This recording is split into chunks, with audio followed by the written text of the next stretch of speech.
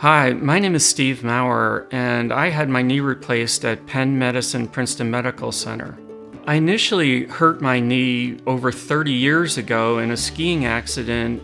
By the time we got to talking about knee replacement, my knee had become very unstable. Mr. Maurer had a pretty significant amount of disease in his knee.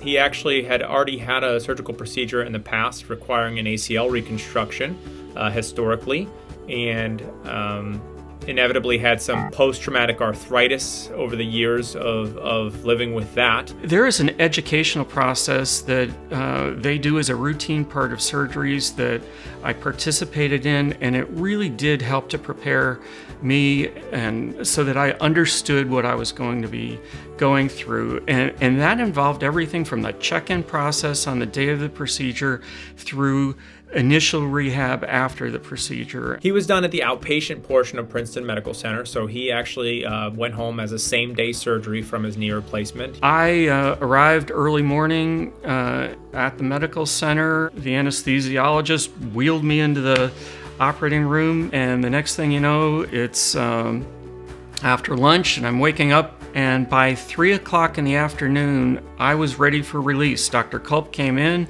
and said, "Look, everything looks good to me. It's time for you to get out of here." It wasn't necessarily a surprise to me that I was going home because that's what we planned for, and everything did go according to plan, and I was able to go home. Penn Medicine uses patient navigators to keep you informed about what's next, and that person arranged a physical therapist to come to the house. In the beginning, physical therapy is mostly about achieving range of motion in terms of bending your knee and just a little bit about strengthening. The doctor explained you've got a number of weeks available to you to get that range of motion back, and you need to work hard. I had my surgery on the 16th of January, and by mid-May, I was playing golf again, and by the middle of August, I won the club championship. It was very rewarding to be able to achieve that kind of success, and especially against a 21-year-old who had a lot of game.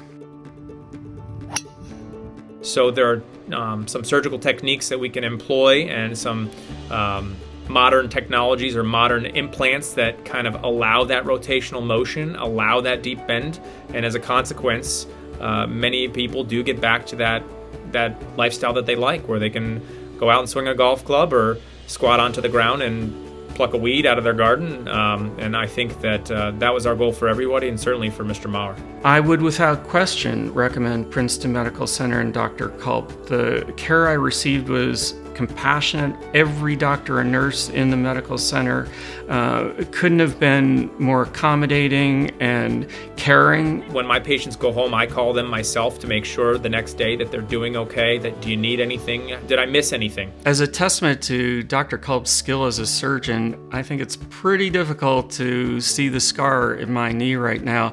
And he had the added complication of having to follow the line of my original ACL replacement surgery. He had to make a bit of a zigzag, but you can't see it now.